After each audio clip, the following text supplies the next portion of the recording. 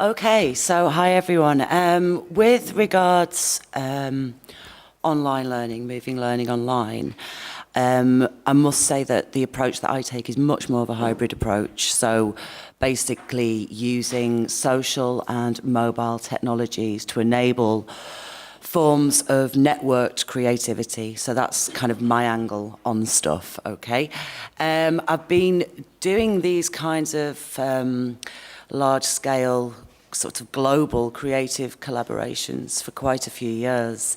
And I will describe some of them to you briefly.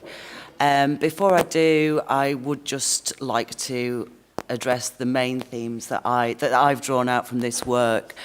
One of the things that I find the most interesting is the balance between chaos and control, and our inherent need to kind of control and manage an inherently complex initiative like a global collaboration, and how that actually can be to the detriment of the learner's sense of ownership and belonging. So I think there's a lot to be said for chaos.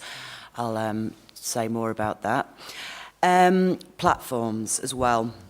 This is always an issue, but when you're working with multiple groups of learners across multiple disciplines, multiple cultures, everybody has their own platform preferences, and whatever platforms that you choose to use can reify existing say power relations, and also serve to get in the way of collaboration. You know, some people will tend to stay on their platform, which means that they stay with their people. So that's another one of the big issues. And then the third big issue that I find comes up again and again and again, when we're looking at using network technologies to collaborate globally, is and across disciplines again, is the idea of, you know, the different epistemologies that we bring to that process, and how that really does colour the experience for everybody involved. So they're the kind of three takeaways that I have. So reversing backwards now, I will try and describe some of these collaborations briefly, and hopefully then the 3 points I've just said will make some kind of sense. So I guess tying back to the first session, social media, how we're using social media and online identity. Many years ago now, it was through Twitter, became connected to other educators that were interested in the same things that I was. So essentially, how we use mobile devices, the devices in our pockets, to make stuff and share stuff. So we kind of got together, first of all, as critical friends for our learners. We all had our learners doing, you know, projects with social and mobile technologies, but we brought one another into the classroom virtually to help kind of assess one another's students' learning really and give feedback. That went very, very well, so we decided to kind of formalise that relationship more the following year. So the following year, we had students from New Zealand, Australia, Germany, Spain, the UK, and Colombia collaborating. And this time we thought, right, let's take them off curricula, no set curricula. We'll get them working on a topic of global concern. So we got these students to work in international teams to create films on the topic of global sustainability. So that was our first kind of major iteration of this kind of work. And one of the things that really jumped out at me from that experience was that the students that slavishly followed our carefully organised criteria and learning objectives and assessment briefs, their work was emotionless, kind of quite weak.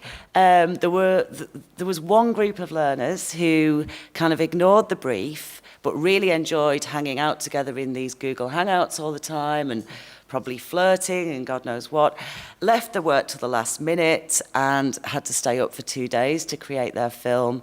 Without a doubt, it was the best piece of work that was produced because there was heart, there was passion, there was soul. And what's more, they liked one another and they were comfortable working together. So, you know, that was our big thing. It was kind of, if we place all this emphasis on the assessment brief and the outcome, so will our students. I mean, that stands to reason. But I think in an online environment, We have to allow extra time for that process of socialisation.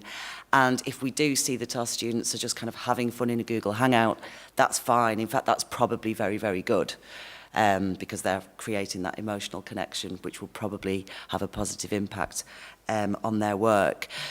The following year, we discussed the fact that the films produced by most of the students were much weaker than the kind of work they would have done locally.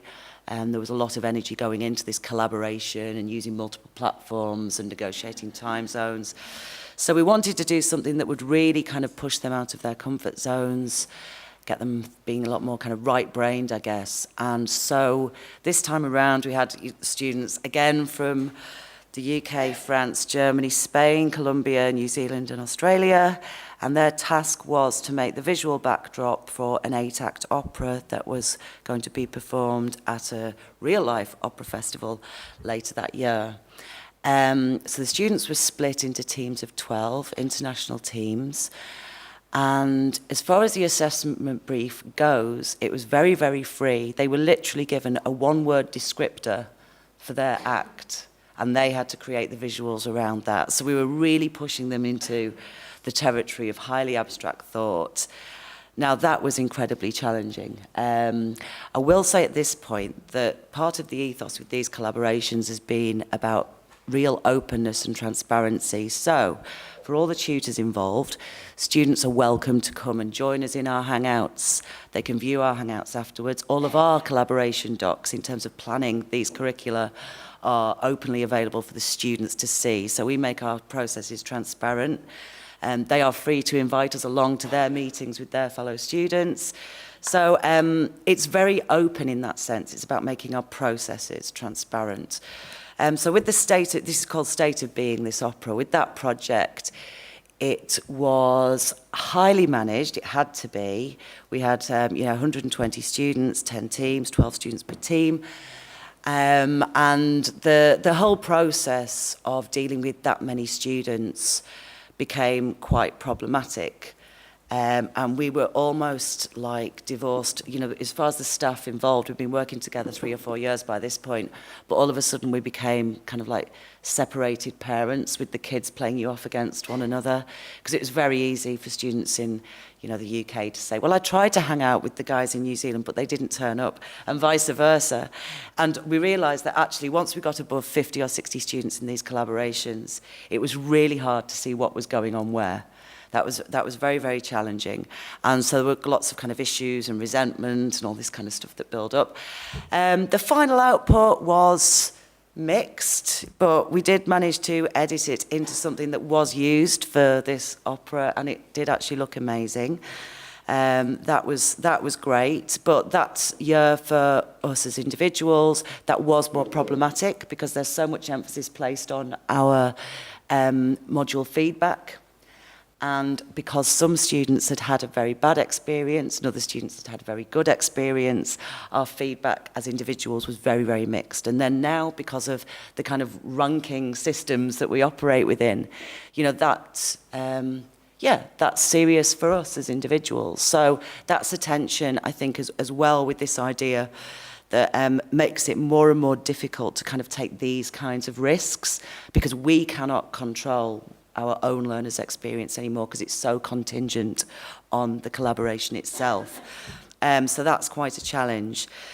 And then the final kind of shift with regards to these collaborations, we moved much more towards something that had more in common with a kind of connectivist MOOC, much more platform agnostic, driven by a hashtag.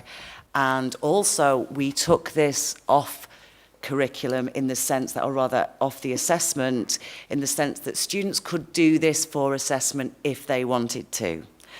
And that worked brilliantly. Probably 50% of the students in each country decided they did want to work in this collaborative way. The other 50% didn't.